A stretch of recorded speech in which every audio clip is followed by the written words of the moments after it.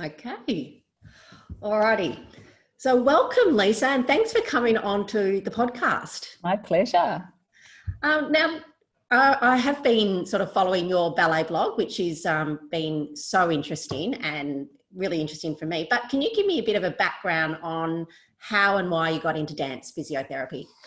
Well, I grew up in New Zealand, danced from 5 years old. Mum made me wait until I turned 5 before I was allowed to start. Always absolutely loved dancing, but absolutely loved anatomy and the human body and everything like that. So, but after school, went straight to do physio. Never became a professional dancer. That wasn't really a focus. Dance was something that I did because I loved it, loved performing. And I didn't even know that dance physios existed because they didn't really at the time. And then when I graduated in 2000, I came to Australia. My plan was to come for a couple of years, then go overseas, and then actually go back and do something else. I wasn't really that taken with physio at the time. But then I happened to fall into a job with the dance physio, and all of my worlds collided, and I went, this is what I'm meant to be doing. Right. So having the absolute passion for anatomy and absolute love for understanding how things worked is something that really gets my brain going. And then combining that with the performance side and everything that I loved about dance, all of a sudden it was a match made in heaven. And then I guess the real passion started was when I saw how many people were having issues all across the board, different studios, different dance styles, different martial arts, gymnastics. And the way the training had always been done was often causing some of these issues. Right. And so my passion for education came after going, well, all these people are getting the same injuries and so many of them are preventable. So how can I not just deal with it one person at a time, but how can I get this message out to a broader, wider variety of people? And around that time, so we're talking 2005 by now, is when YouTube was just starting. Right. All of this, the online world was starting to develop. And I went, great, I can leverage these tools that we now have to actually get this information out to the people who need it most, because not everyone has access to a dance physio in their city. And it kind of skyrocketed from there. Wow. And was ballet the genre you did? Yes, so I did ballet and flamenco early on as well. Flamenco? Yes. Sound like a Latin. Yeah, Spanish. Spanish, yeah. So my original ballet teacher was also a professional flamenco dancer. And so we did classical RAD and we also did all of our Spanish exams. And Right. It was this beautiful contrast because with the Spanish, you have all the rhythms with the feet, you have your castanets, you have these amazing flamboyant costumes. And then the ballet was much more staid and conservative in the training. So it was really nice to have the contrast. And we always had a classical show and a Spanish show. And I absolutely love that side of it as well. So we never really did competitions, but we did a lot of performances. So the competition scene wasn't a big thing in New Zealand, definitely at the time, but even in Australia at the time, I don't think it really was. That's definitely amped up over the last 20, 30 years. Yeah. Fantastic. So the Ballet Blog came about as your first way of, so was it just writing on the blog? Was it the first way you got the stuff out there? The first thing I actually did was when I worked for somebody else. So I worked for another dance physio for 5 years, and all of these kids kept coming in with the same injuries. And what were the injuries? So especially they'd come in for their pre-point assessment, and a lot of them, they wouldn't have enough foot control. So they'd get a lot of tendon issues, tendinopathies around the ankle, a lot of growth related issues, a lot of knee issues. At that time, there weren't as many hip and back issues as there are now. It was mainly foot and ankle stuff. Okay. And so after observing this for 6-8 months, I pulled my boss aside and said, look, can I do a workshop for dance teachers to teach them what they're missing? Because all of these kids have the same issues.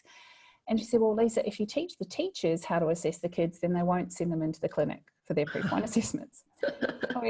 But but they're all getting injured unnecessarily. Yeah. So she actually ended up going bankrupt. And that's when I started my own clinic. But Right. the first thing I did was write the Perfect Point book, which was designed for an 11-year-old who was meant to be going on to Point to teach them everything that they needed to improve before they even had their pre-Point assessment.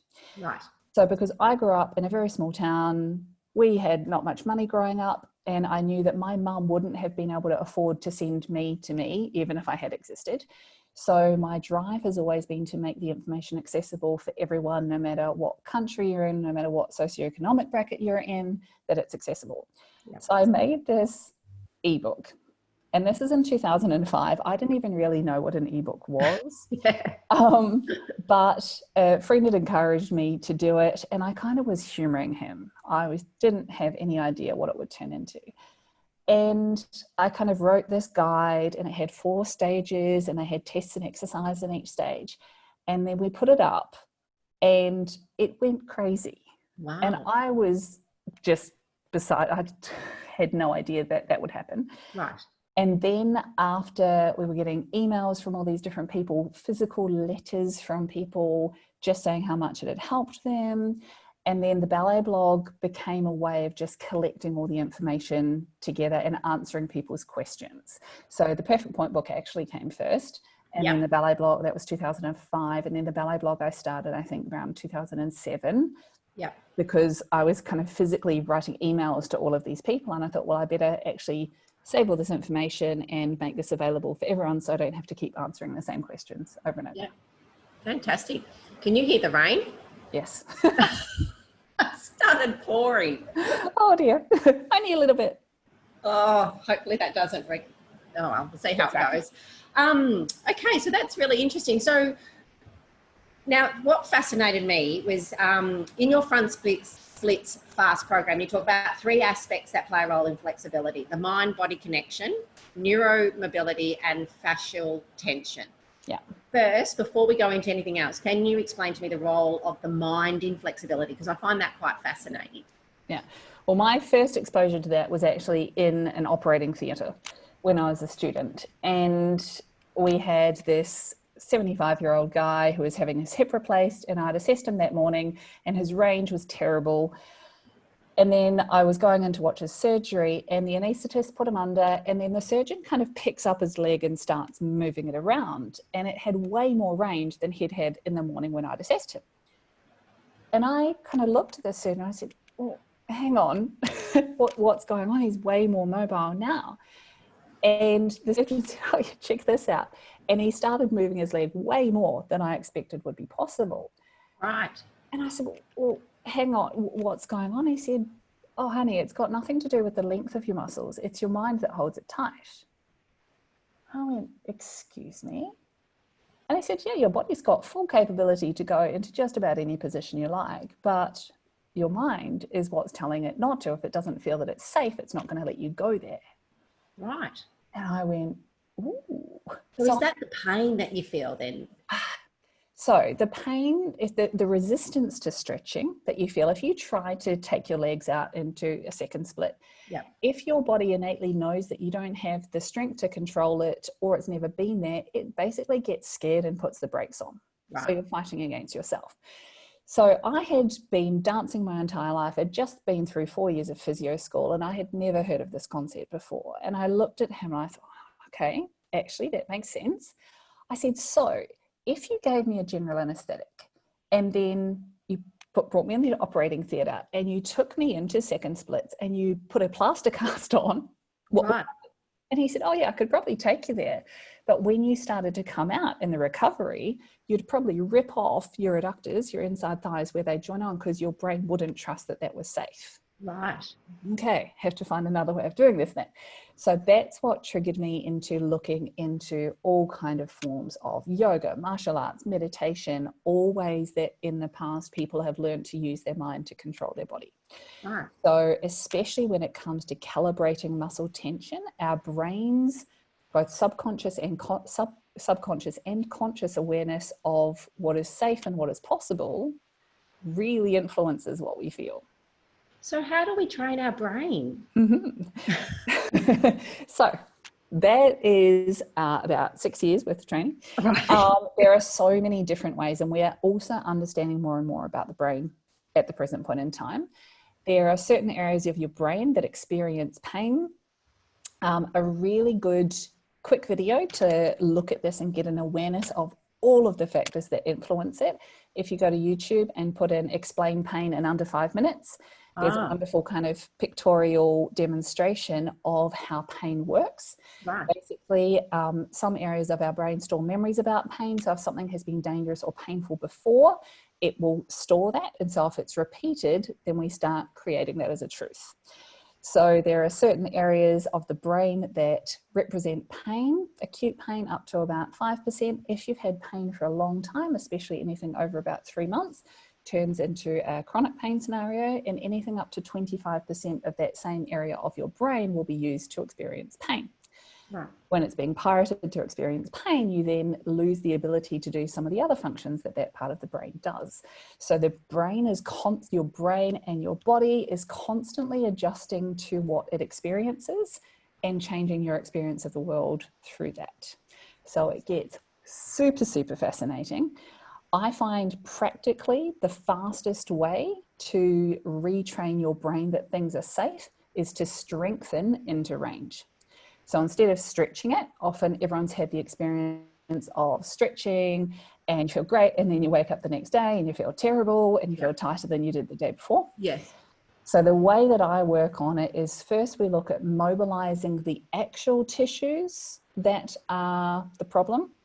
As we talked about before, is it a nerve? Is it fascia? Is it the muscle? Yeah. What kind of tissue are we talking about? Yeah. But then once we have opened up the range a little bit, we have to strengthen into that range, usually using something that I call eccentric training. Concentric is when a muscle is contracting and getting shorter. Eccentric is when the muscle is working, but it's getting longer. So we have to make sure that we're training the strength to control that new range that we have, then it stays a lot longer. Okay. It's so, like you said, just sitting in a stretch is not really the way to... 90% of people, that won't work. 90%, yeah. So the order that I usually teach, so I have a 2-day flexibility course. We go through this. Yep. The order is, if it's bone on bone, nothing's going to happen. So we have to respect if there's squashing in the joint, that's not actually going to get any better. Right. Then we look at the breath. If you're not breathing, nothing's going to happen. So we do a lot of breath work. Then we look at the nerves, the fascia, and the muscles. Nerves don't like to be stretched. If it's a nerve restriction and you try and stretch it, you'll get worse. So we need to learn about the nervous system, about what fires it up, that it likes sliding, not stretching, and safe ways of dealing with nerve tension. Once we get through the nerve tension, then we move on to fascia. We need to learn about fascia, all the properties of it, what influences it, safe ways of working with it, get the fascial stuff out of the way. Then, once your nerves and your fascia have been dealt with, you can have muscular restriction, and that is where a gentle stretch will actually be effective. But for most people, it's either a joint, neural, or fascial restriction, and so the things that they're trying are actually never going to be effective, which is why they feel like they don't make any progress. Right. I'm blown. I suppose that leads us on to the next question, because I would imagine most people that are listening to this podcast have never heard about fascia. So can you explain a bit more about what it is, and when you talk about muscle fuzz, and, and how the fascia affects flexibility? Super. So if people have never heard that word before, on the Ballet Blog, I actually have a page called What is Fascia?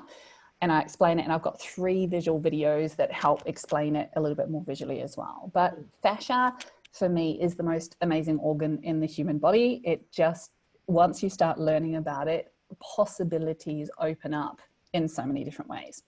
So fascia is stuff, it's connective tissue that covers everything and connects everything to everything.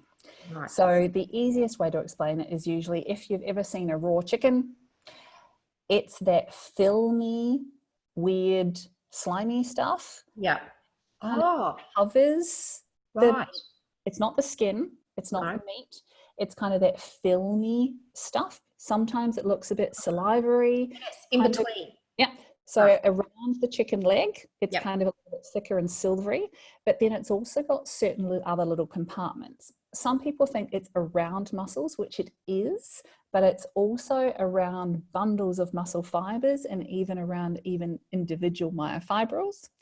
It's also in and around your small intestine, in and around your brain, in and around your eyeballs.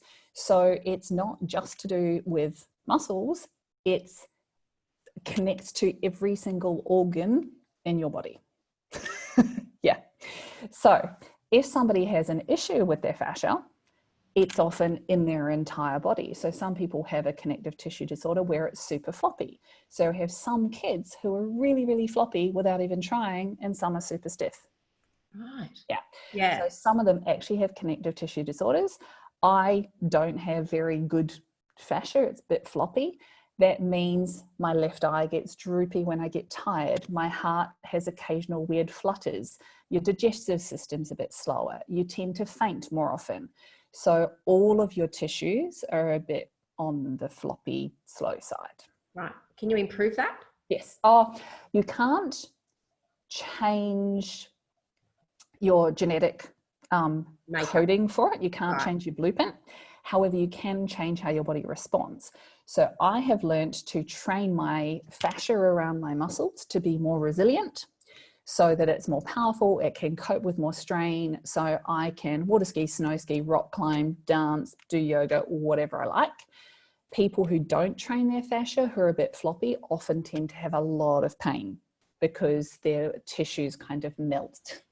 And so you need to be constantly training your body if you have fascia that's not very resilient. Right. Okay. Yeah. So, like I said, I could speak on this for 3 weeks straight. yeah, I mean, well, obviously you would learn a lot about that in your course because No. Did not learn a thing about fascia in a 4-year physio degree. No, but in your course that we. Oh, yes. Flexibility. Yes. You talk a lot about it. So yes. Yes. Okay. Because that's something that we would probably, need to learn more about in terms of understanding the flexibility. Well, also understanding why it's not taught more widely is that 25 years ago, when I did my physio degree, fascia was considered packing stuff. It was not considered very important. It was scraped away on any of the dissections that we had because they thought it was a bit inert and it wasn't really involved in anything. Right. The thinking on that has totally 180'd. Yeah. Now considered one of the most important organs. It is involved in flexibility, in strength, in your balance, in your awareness of where you are in space. It is involved in just about everything, but because for the previous 200 years of Western medicine, they didn't think it was important, nobody looked at it. Right. Once they started looking at it, they went, oops, whoopsies, missed that. So now there's a massive flood of research ongoing. This is this missing link that we were scraping out of the way. We didn't think it was important, but it actually holds the keys to so many of these issues that we've been trying to find answers for. Wow, it's amazing. Mm-hmm. Amazing. So what happens if, you sort of mentioned about not using your body and then fascia shortens? Yeah. Shortens or stiffens and gets a bit stuck together. The easiest way I usually explain this, a lot of people think after they've had a surgery, they get adhesions on the inside. Sometimes if people have had a cesarean or something like this, or scar tissue. So whenever something has been cut, we think, it heals up and it gets a bit messy. Yeah. That is just your fascial tissue or the disorganized connective tissue getting a bit knotted. If you have fascia, especially when you're talking about muscles, it likes to slide. It should be slidey. If you regularly slide your body in multiple different directions, it stays nice and slidey and oozy. Yeah.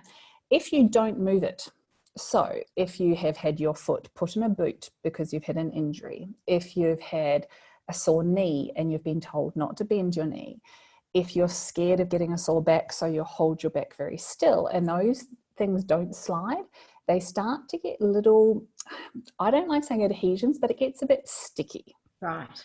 Gil Headley has an amazing video on this called the Fuzz Speech. He calls it fuzz. So he's describing that if you go to sleep Overnight, your body starts developing fuzz. You get up in the morning, you move, it mobilizes, it dissolves.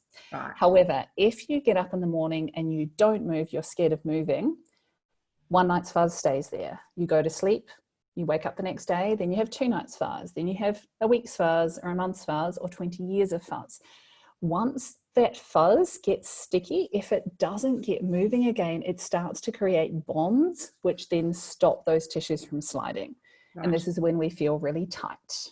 So this is where you go to stretch and, oh, that doesn't feel very nice. Yeah. It's because those tissues haven't been sliding for a really long time. Right. Yeah. So, yeah, go. So you can be super mobile in one direction and have no mobility in another. Yes. Which is what happens in a lot of different dance styles. So if one person does one dance style only, they're lubricating their same patterns all the time. They're often mobile in the ways that they move, but if they haven't moved in a certain direction for a long period of time, that gets really stuck. Right.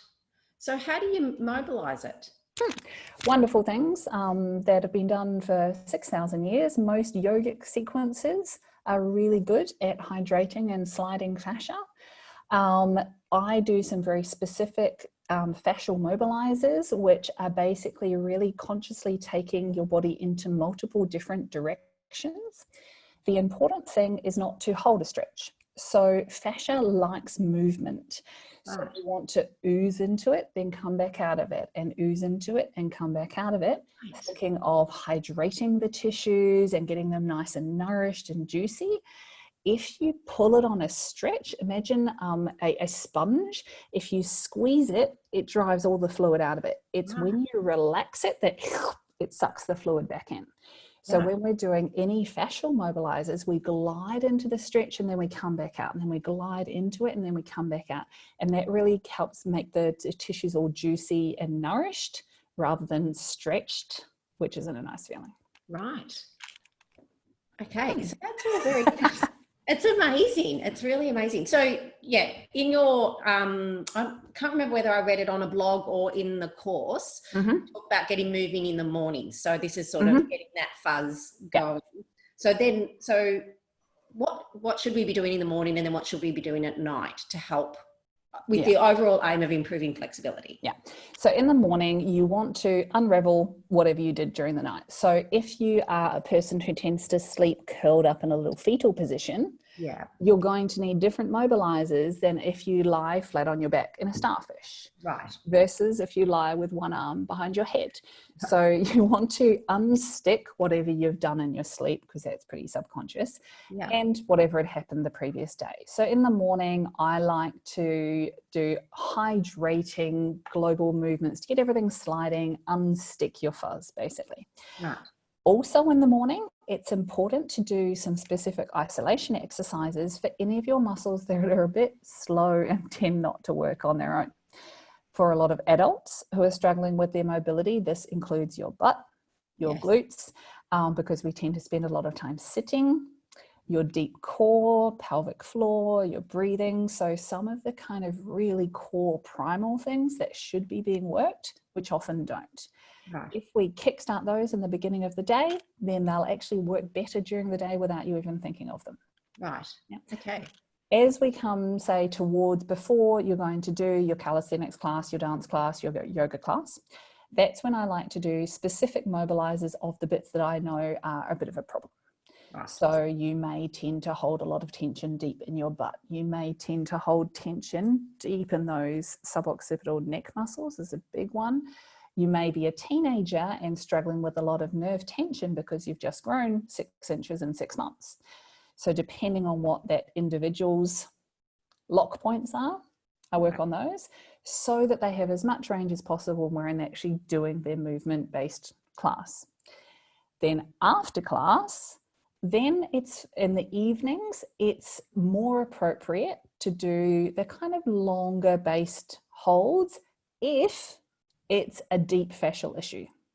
So if it's a nerve issue, we never want to sit on a stretch. If it's a compression, we never want to sit with it compressed. But sometimes if you think of like a yin yoga class or a slower paced yoga class, It's fine to do that in the evenings. We definitely do not want to sit on a stretch for anything longer than 30 seconds if you're going to be using that muscle again afterwards. Yes, you said that. I could, yes. Yeah, this is the biggest problem, is that traditional stretching, everyone said you have to hold it for a minute.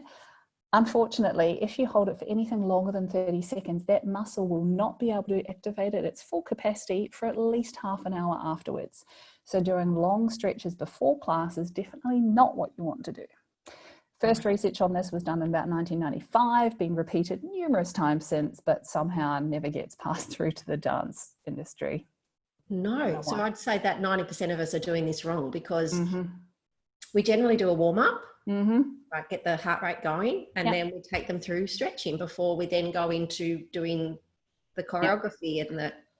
So having it in that structure is okay, but you just don't want to do static stretches. You want to do more of the neural sliding or fascial mobilizers, more dynamic stretching, and with a little bit of load, so we're getting this kind of loaded lengthening conditioning rather than static stretches. And this is why nobody gets better. They're doing the wrong thing at the wrong time. Right. Yeah. Okay.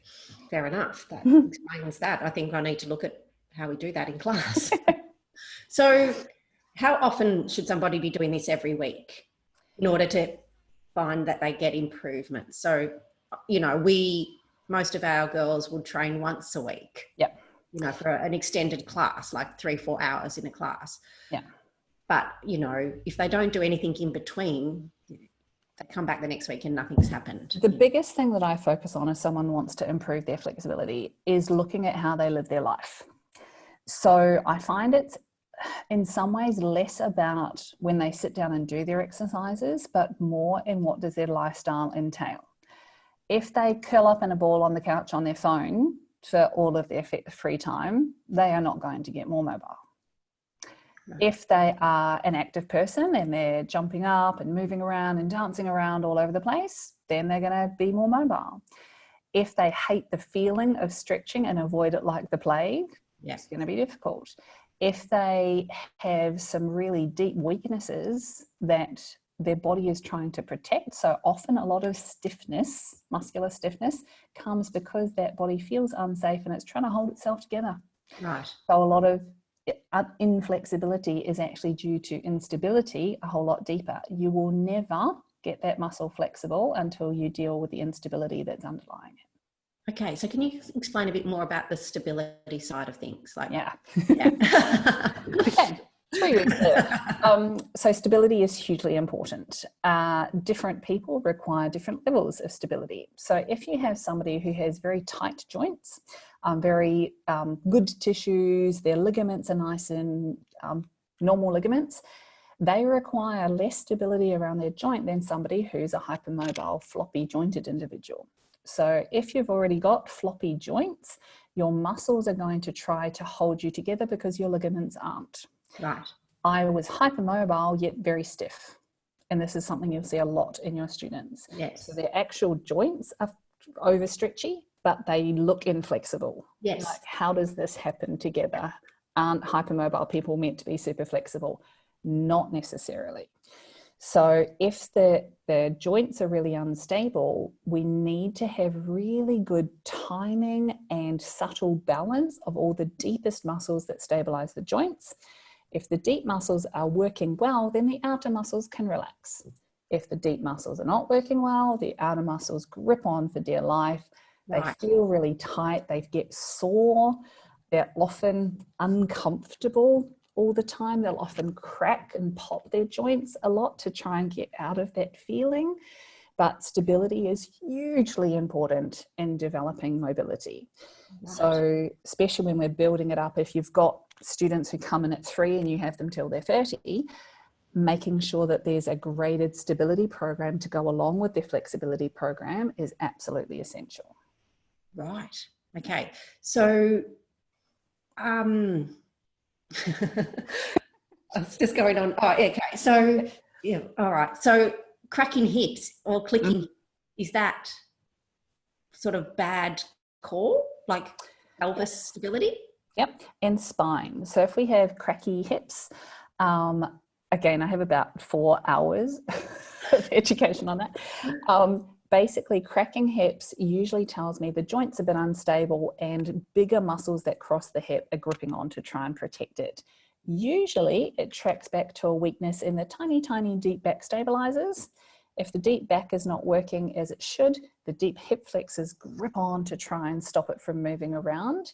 Then in normal people, that's okay. It's part of its job, but normal people don't ask their leg to be above their head half the day.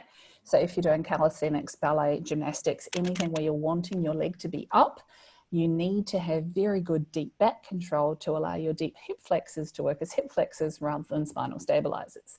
So we have to re-engineer our anatomy a little bit in order to be able to do this. So if something's cracking, even if it's not painful, I like dealing with it while it's a crack. If it's cracking, it usually means that something is rubbing over something else. Yeah. Or you're manipulating the joint and the joint will get weaker over time. Right. Because it sounds like a bit like an elastic band sort of click. Yeah, there are clicks, cracks, pops, clunks and grinds. And right, okay. Yeah. I had a very musical physio practice. Yeah, so that's each one is slightly different. So yeah. The biggest thing is finding a practitioner who really understands the body and the sport that you're involved in to try and unravel exactly what's going on with you. Right, okay. So, you know, in terms of, you talked about determining whether someone had muscular, neural, fascial issues. And I know in your assessment on the Flexibility Fast program, or the front splits fast program, talked about how they hold their hand or tell you that there's pain, like if it's like if they're pointing their fingers, it's more neural. Yeah. So if it's indicated with the tips of the fingers and in a line, whether it's down the back of the thigh, behind the knee, into the calf, it's often a nerve. If they use a flat moving palm and they kind of go, it's here, a bit more vague, it's often fascial.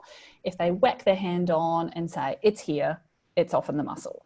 Right. So I use that as a really simple way to teach students to tell me what the restriction feels like, because sometimes they'll do a roll down, you know, to assess, and I say, oh, my hamstrings are tight, and I say, well, where? And they put their hand on their calf.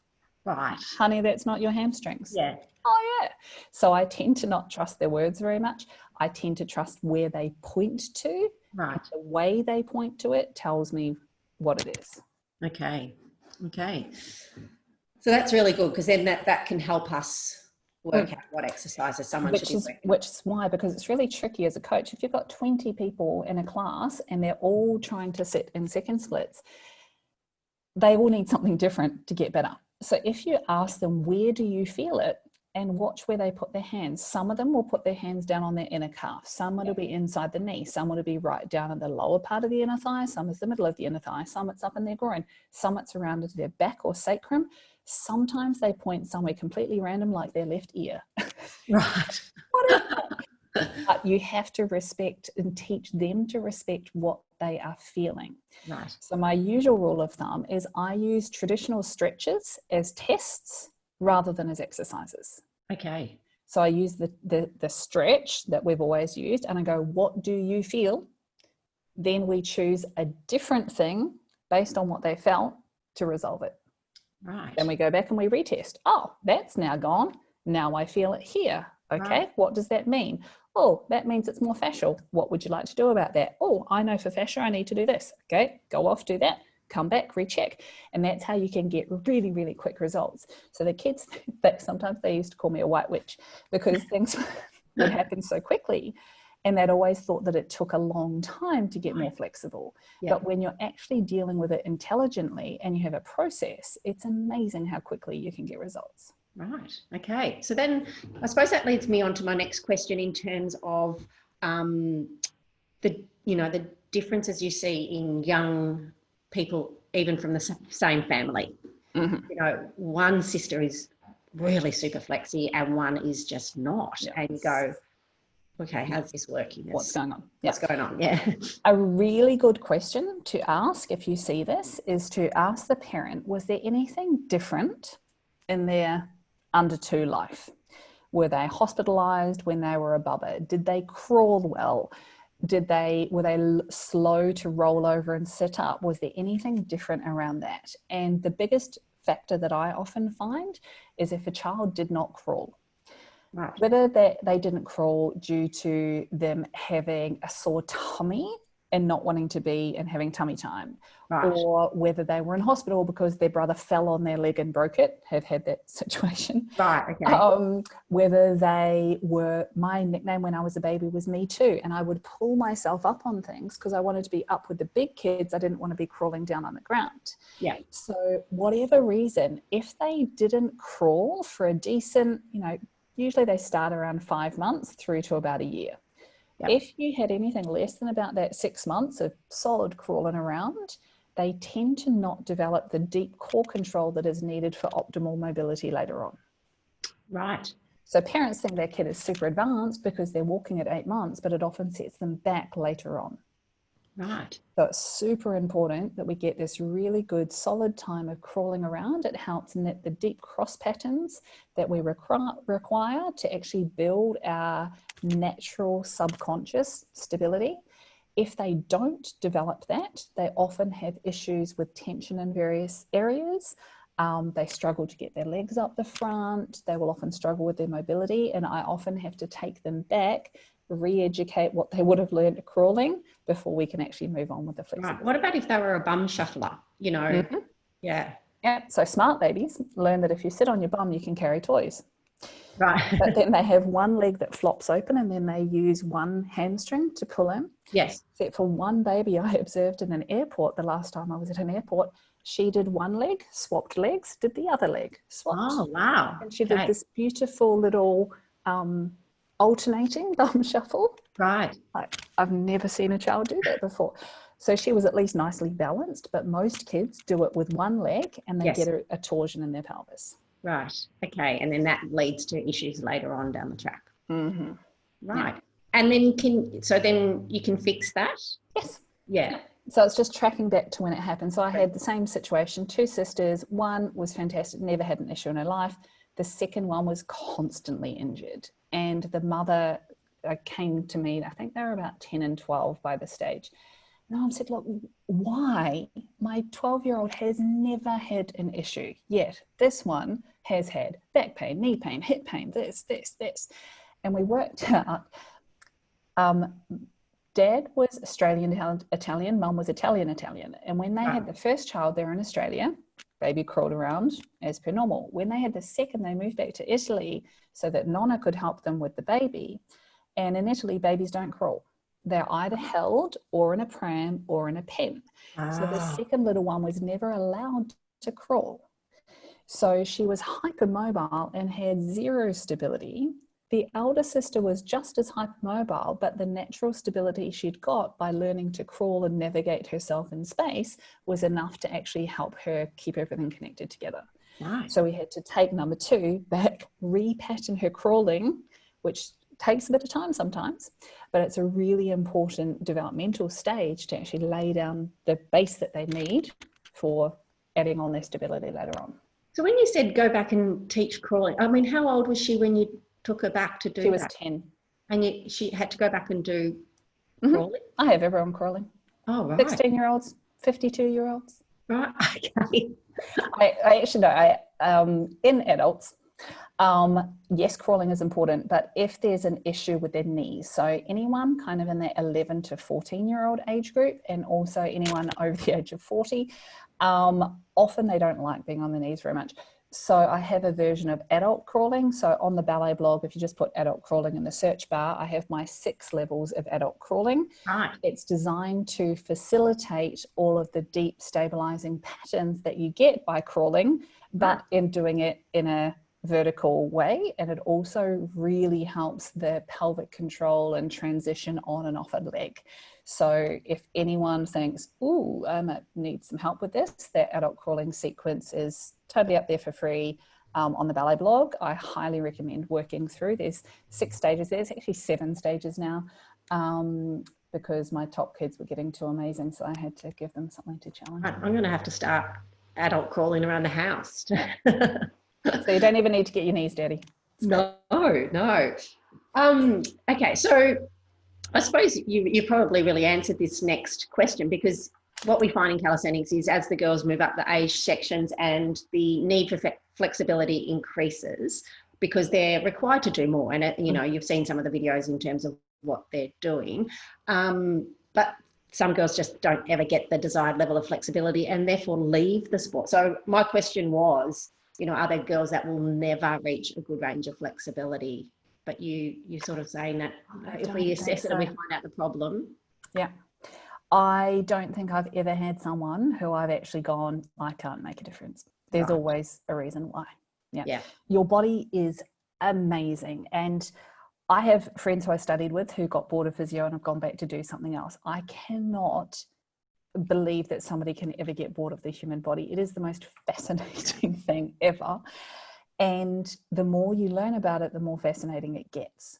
So most often it happens that people have been given a generic program, they don't respond, so they give up.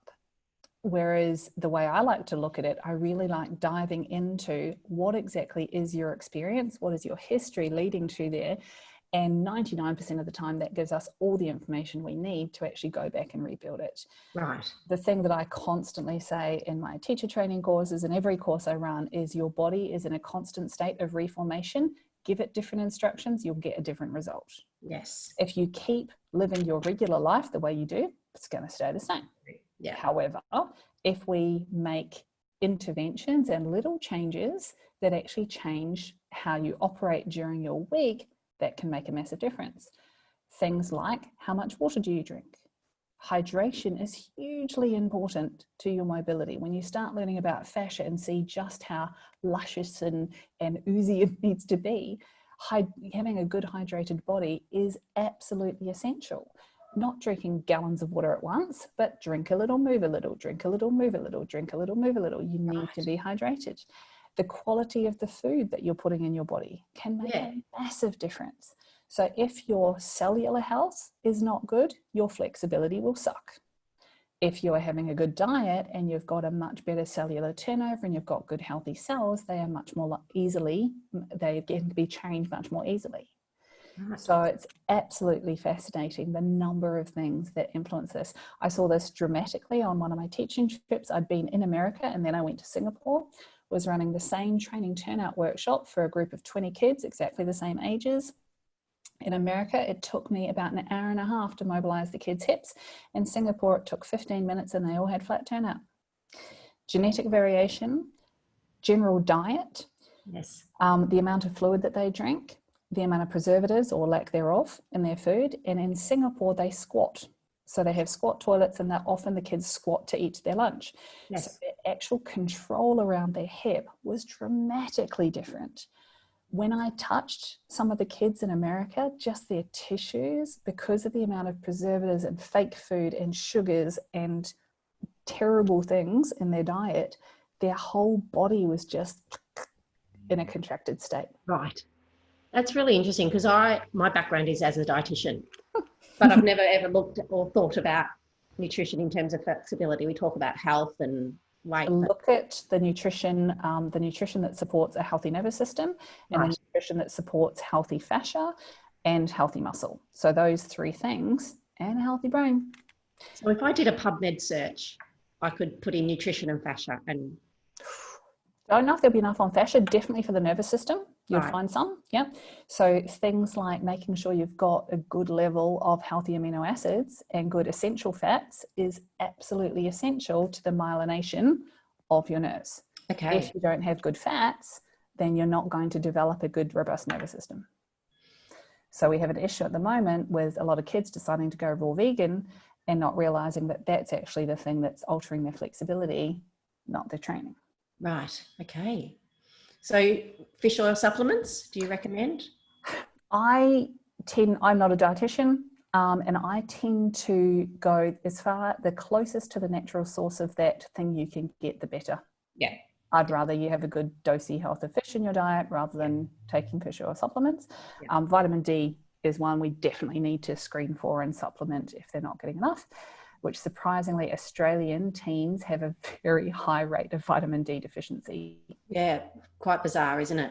Bizarre. I'm not sure what it would be here in Brisbane, I know my Yes. vitamin D has Australian improved. levels in general are really, really low compared to global standards. And I think it's because we have slip, slop, slap. We're so anti-melanoma that we tend to not get enough Sun. Yeah. Yeah. So therefore we should be supplementing vitamin D. Or just getting 10 minutes of sun a day. Yeah. So 10 minutes of sun exposure to your arms and legs is as much as a vitamin D supplement. Right. Okay. All I look right. forward to seeing your research on this one. Yeah, yeah. I mean, do you know of dietitians that specialise in this area or dance? I could ask Fumi. Yeah, so Fumi Samhara is a really good dance-based dietitian who's in Sydney. Right. I can ask her if she's aware of any stuff in regards to fascia. Definitely neural system. I think she'll be all over. Right. That's a good idea. I'll ask if she knows of any research. But again, because the research in fascial stuff is so new, Yes. I'd be interested. Hopefully somebody is, but I'm not sure how much published work you'll get. Yeah, fair enough. Yeah. Very good. Okay. So now leading on to my next question is generally about younger girls. So, you know, we train tots, tiny tots from sort of 2 to 3 up, but we often as coaches find it very hard to look at flexibility in these kids. They don't like it. They don't like the feel of the muscle stretching. And then I was, you know, they don't like that part of the lesson. That's the boring part of the lesson. But I suppose maybe we shouldn't be doing the stretching, should we? Yeah. I love watching your brain answer your own questions. With little ones, it's hard. So the biggest thing that I say, if anyone is training any child, and so anyone under the age of 18, and especially any toddler or anyone under the age of 6, it is hugely important that we do a lot of learning about the normal development of a child, understanding what anatomically is going on with them.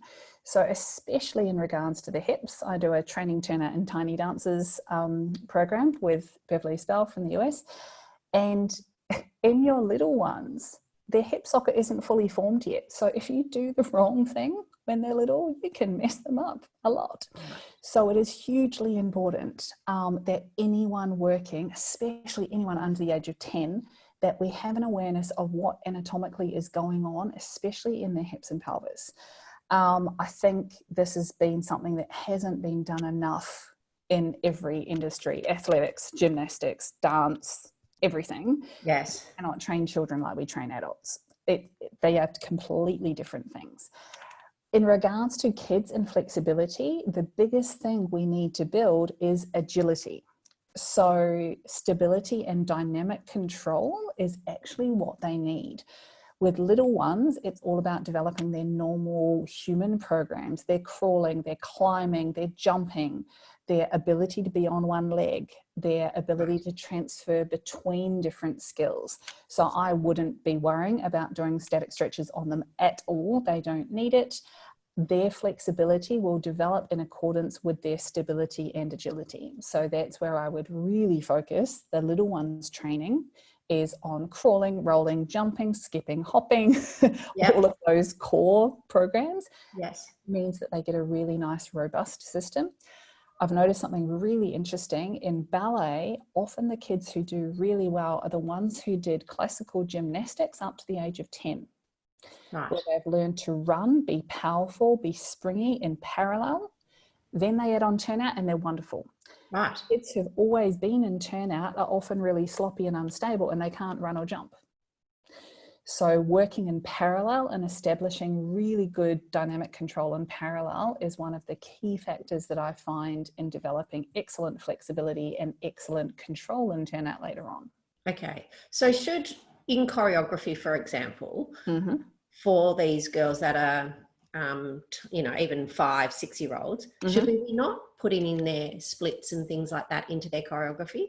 I don't think so. Right. I'm not the one marking it though. So we have this, At the same, I do some work with high-level elite rhythmic gymnasts and trying to change the marking schedule because some of the things that get points are anatomically dangerous. So it's a very hard line, but as far as I'm concerned, our first responsibility is that the people that we're working with develop into strong, healthy humans. That is the most important thing. Yeah. So for me to sacrifice their physical development based on what award they may or may not get, seems a little bit silly. So I think we have to, once we're really in an industry, we can get very wrapped up in that. Sometimes we need to take a step back and go, okay, where does this sit in this child's life? I had one mum who, elite gymnast, little 6-year-old, came to me and she'd had all of these injuries been sent to me. And the first session I got the mum, we outlaid her training, what she was doing, everything. Mum was amazing. She was a police officer. Right. And then they went away and then she came back the next time and the mum looked at me and she was like, yeah, after our last session, I thought a lot about what we've been talking about. She said, this is child abuse. Didn't really want to say it. This 6-year-old was doing 32 hours of training a week.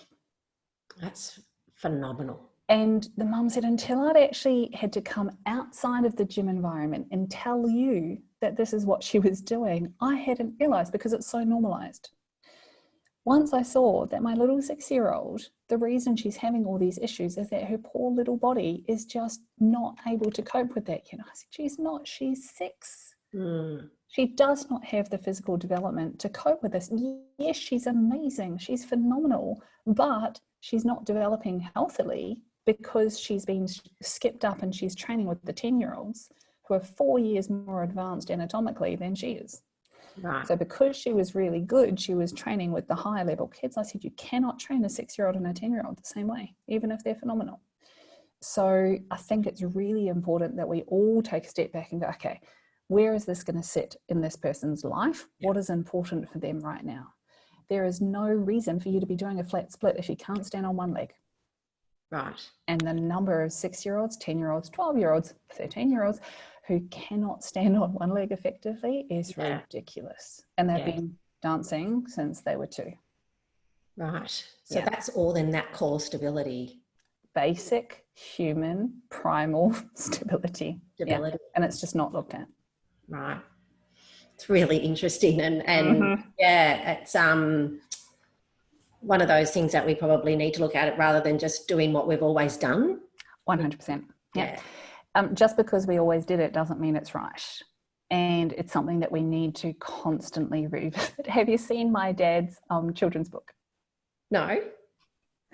So I asked my dad, who's a retired art teacher, to draw me some cartoons. So on some of the flexibility posts, you'll see these crazy cartoons of people in crazy positions. And I asked him to do that because it was really hard to explain what not to do. I didn't want to put my kids in those positions because then I'd be advocating it. And if I used pictures of other people doing it, they'd get a little bit angry. Yeah. So I asked him to draw some cartoons. So he did that and it was fantastic. And then 6 months later, I went home to New Zealand and he handed me this book, this present wrapped up. He said, Lisa, I made you something. I was like, oh, Daddy. And I unwrapped it and he'd written a children's book and illustrated it, as he does. And he said, you know, I thought a lot about it after you asked me to do those things. Because his first response was, people do this to small children. I said, yes, unfortunately they do. And he sat there and thought about it. And he had been a teacher. And he said, in my 45 years of teaching, I've seen good people do bad things. Not because they're trying to do harm, but because they don't know any better. And he created the backstory behind this extreme ballet coach because she grew up in Russia and she was traveling with a circus, and so all she knew was how she'd been trained. So when she started her dance school, she taught how she'd been trained. And this is the biggest flaw, I think, in a lot of our training institutions, is that we teach what we were taught and we're not looking at the current literature or the current research that's happening about the body. And this is what frustrated me 20 years ago, looking at the dance industry. And I have been working for the last 20 years to try and empower the dance industry. And in some, I feel like the bell curve is getting bigger. The amazing people are getting even more amazing, but there's a huge number of people who never look outside their own sphere for any other information. Yes. This is why I'm more than happy to come and chat, because if this opens somebody's eyes to go, "Ooh, there's other stuff we need to look at. What we're doing isn't working, or even if it's working, how could it work better?" The trickiest part of this is taking on and changing how we do things. But the analogy that I use actually came from one of my students. After the first time I ran a teacher training course, I came back and I saw him. He was 16, really cool kid. And he said, how'd it go? And I said, oh, it was great. But, sometimes teachers struggle because they've been doing things one way for a long time. And if they've got new information, they see that it works better. But one of them said, how do I go back and tell my kids that I was wrong? Right. And he said, well, that's a bit dumb. I was like, what do you mean? And he said, oh, it's just like a software update. True. And I went, thank you. So if you think in 1983, we all had a rotary telephone. You had to be home to take a call. We didn't have voicemail. You couldn't send a text message. We didn't even have fax machines. Go back 10 years before that. Then we started to get cordless phones. So you could actually take the phone out to mum when she was in the garden if there was a call, but you couldn't go too far because then it would lose reception. And it was a big brick. Then we had mobile phones, which were the Motorola big one, or we had it, one of our friends had one in their boat. They had a boat phone that was... Yeah. Then we got cell phones, then everyone got cell phones, then we got smartphones. And now think of how often you not only upgrade your hardware, but also your software. Yes. So it's not that a rotary telephone was wrong. It was the best that we had in 1983. Yes. If you still want to use a rotary telephone to make a telephone call, you can. It's not wrong. However, the chances of you receiving a call if you're not home, the level of communication is not there. So it's not wrong, but if we have a more efficient, more effective, more advanced way of doing it that gets the same result or better results with less issues, surely that's a good idea. Yes. So that's a way that I try to encourage people to be a little bit more open about what they're training and how they're doing their training. Is going, great, we did it and it was good. Can it be better? How can it be better? How cool can we make this? How intelligent can we make this? How customized can we make this? And almost make it a game of how good can I get at this, rather than just slogging the same dead horse. Absolutely. And I think that if we as coaches ever think that we know everything and we stop learning, then it's time to give up coaching, really. And I mean, even with my experience with nutrition, I mean, that's science, isn't it? Science is forever changing. And think how different nutrition is compared to 20 years ago. I know. Yeah. And even, the whole low fat scenario versus now, and, it's changed. Everything has changed so much. So that, I think we have to just be open. Honestly, to all of that, and to appreciate and not to diss anyone. Going, the people who taught us were doing the best with the information they had available at the time. Yes. So those of us who were growing up in the 80s, fat was the enemy. So low fat, this is going to be great. Everyone's got a low fat.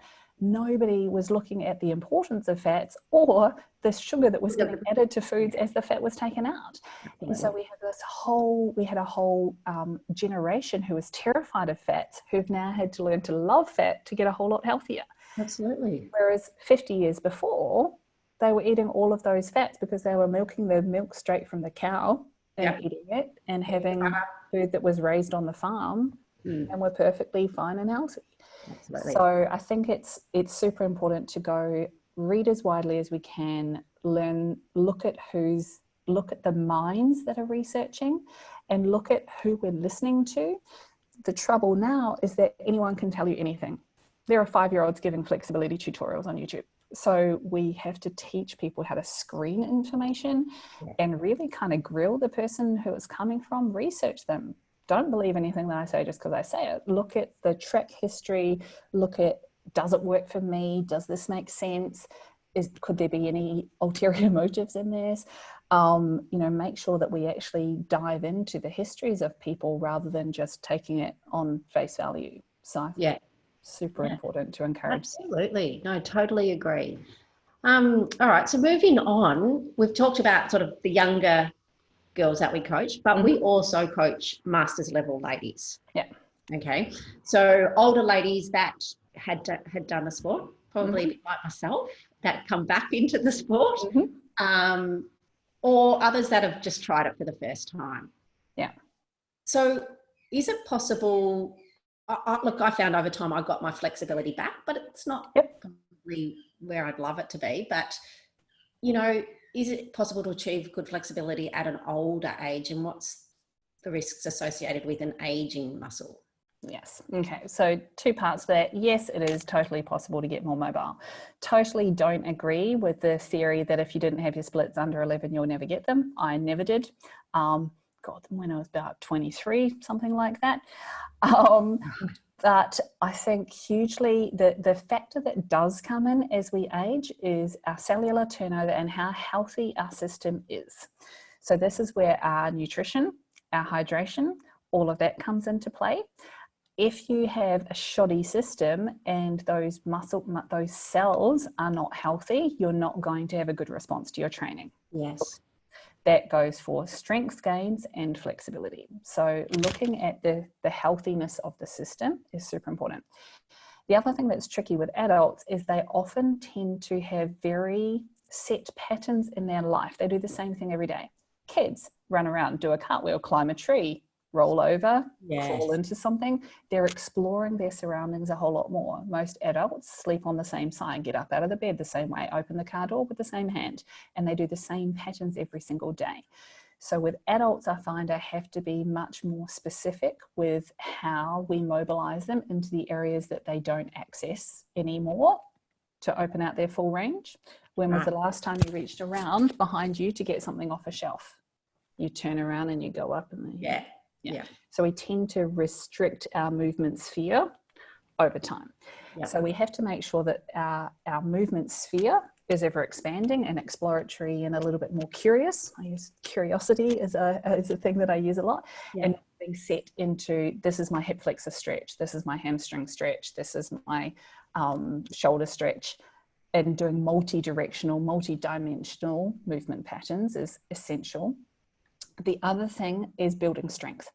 So because most people don't have a very active life, we need to build that dynamic strength. The adult crawling is a great place to start. Okay. I have a tucks and tilt sequence, which is also on the Ballet blog that you can access, and the 6D breathing. They're kind of my really core build from the inside out set. They're all freely available because they're the underpinnings of just about everything else. Right. Then when we're looking at flexibility work, I actually look at that eccentric training, a lot of training the muscle to be long and strong rather just long and floppy. Yes. And that is massive for all the adults. I ripped my top of my left hamstring about 6 times in my teenage years, and it was all knotted and gross for 20 years. I finally realized that I should probably do to it what I would tell somebody if they came in to me as a client with it. Funny enough, as soon as I started on a loaded program for it, it resolved straight away, and now my mobility is better than it's ever been, and I'm on the opposite side of 40. Right. So yeah, look, that's amazing, because I think that was one of my other questions was recovering from an injury or a tear where, as you said, the fact, like, we've been told scar tissue, and then that will never really have the range of motion that it did before the injury, which is sort of not what you're saying now. It's more the disorganized fascia. Yeah, but we can get it back. Yeah. Your body is in a constant state of reformation. Give it different instructions, you'll get a different result. Your body is constantly turning over cells. So the turnover rate of cells is slightly different. Your skin is slowing off all the time and replacing itself. Yeah. Your muscles at a different rate, your bones at a different rate, your brain cells at a different rate, your eye cells at a different rate. Yeah. But everything is constantly replacing itself and rejuvenating itself. If you don't ever load it, that disorganized connective tissue stays disorganized connective tissue. If you load it, it starts to get more organized. If you load it and challenge it, it starts to replace it with the cells that it needs.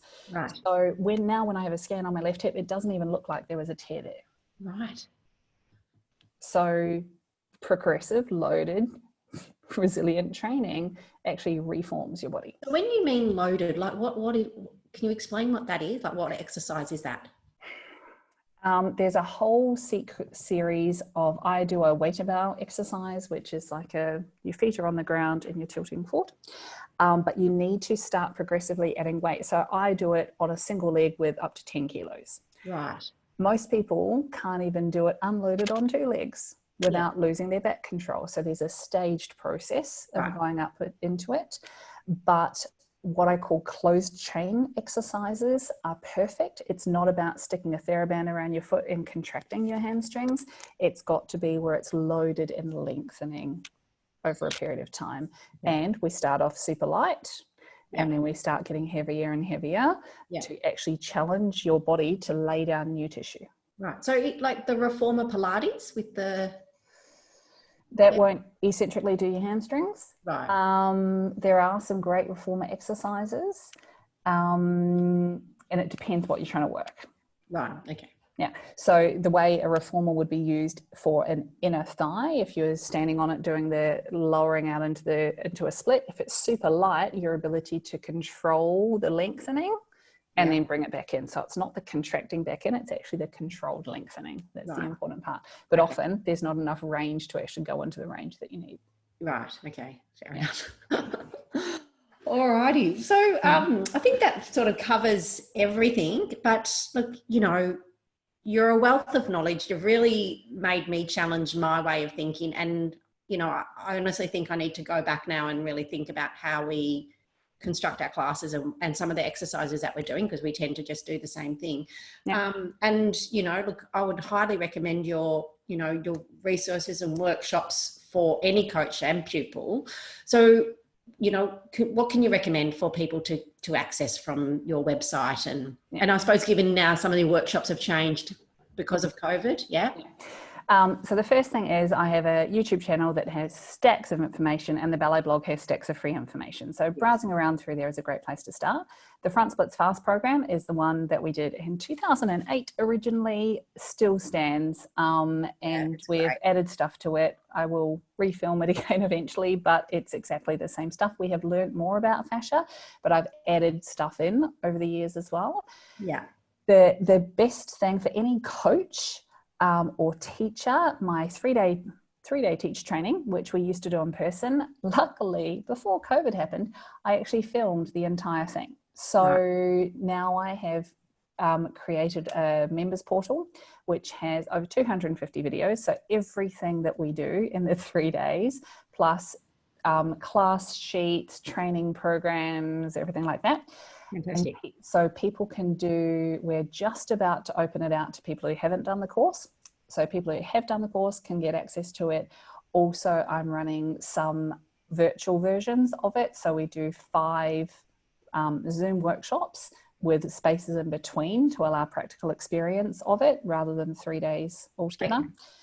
I also have a 2-day flexibility intensive. So it's usually best if people have done the level 1 before we go into the intensives to understand. But if you've had the Front Splits Fast program for a while, then you can dive into it. Okay, great. And actually with the portal, I also run a members course. So every week, it's Thursday morning, I run an hour-long session with all the people who are involved in it or whoever can come, where we dive into one aspect. So this morning, we've started on how to use exercises within it to control a penché. So being able to lower down on one leg and come back up. There's a 4-phase program that actually trains the loading to develop the strength in this way, because none of these questions can be answered in a 10-second answer. It takes layers of learning and then layers of application. So every week we go through something different, or we're working on a different program. We've done neural tension, we've done recurrent foot injuries, we've done shoulder stability and acrobats, we've done all kinds of things. So each week we time a new topic and learn how to use everything that they learned in the course really practically for whatever situation is in front of them. So I would highly recommend that. And what about your intensive workshops or the level 1? Have you got them offered in Australia? We will. I have the flexibility course I'm doing in Queensland in September. Yes. So is that still going ahead? Yes. Oh, okay, great. if they're going to let me into Queensland. Hopefully it should be fine by September. So I'm doing the point intensive in both Sydney and Brisbane, and I'm doing the flexibility one in Brisbane. So I'll be doing them more and more within Australia because I can't go overseas either. Fair enough. So over the next 12 months, there's likely to be a lot more within Australia than I normally do, because normally it's in Norway and Asia and the US and Canada and everywhere else. So the Aussies can have much more access. Fantastic. That's good for us. So I would, look, I definitely will be looking at coming along in September. Yep. To do that. And I think, just for anyone, there's only about 3 or 4 places left, I think. So make sure you get on it quickly. Sure. Okay, I will. I wasn't sure whether I was going to go ahead given COVID, but we've got a massive studio, and it's the only thing I'm not doing that I normally do is doing a beautiful lunch. So normally I'm very involved in, I love feeding people healthy food and teaching them about the aspects of nutrition that are important for mobility. So the only thing we have to do is ask everyone to bring their own lunch. Yeah, fair enough. Yeah. Okay. Well, thank you, Lisa. That has just been amazing. And I think so many coaches are going to get so much out of that. And a new way to look at things. And thank you for all the work you're doing and helping us to improve. And, you know, it is a bit like that, what is it, Einstein's theory of insanity, you know, keep doing the same thing and expecting the same result, or a different result, you know, is, So I think we need to keep challenging ourselves, and this is great. And the biggest thing that I'd say to people is don't let it overwhelm you. Just learn a little bit more and a little bit more and a little bit more. And if concepts are a bit, oh my goodness, I don't understand it yet, go back and revisit them, listen to it again, look at somebody else saying the same thing in a different way, and it starts to gel. And then once you start realizing how interrelated things are, then everything becomes clear. It also is super important that you actually understand rather than just learning a sequence. And I think this is the problem with how most trainings have been done. They're like, if you do this, you'll get this at the end. Not necessarily, because you're very different to my body, is very different to my brother's body, is very different to my sister's body. They all need different things. So we really have to learn the reasons and the understanding and the anatomy behind it. Then you're empowered to make the decisions that you need to on a day-to-day basis. Yes. Looking for the why rather than the how is very, very, very important for anyone coaching other humans, because what works for you won't necessarily work for the person. Absolutely. Yeah, no, totally agree. Well, thank you very much. It's been great to meet you. Absolute pleasure. And like I said, I love getting information out into the world. So if it can help anyone or stimulate some interest into learning more about the human body, then it's great. Beautiful. Well, thank you very much. And you take care. My pleasure. Thank you. Thank you. Lovely to meet you. Let me just turn off the recording. Yay.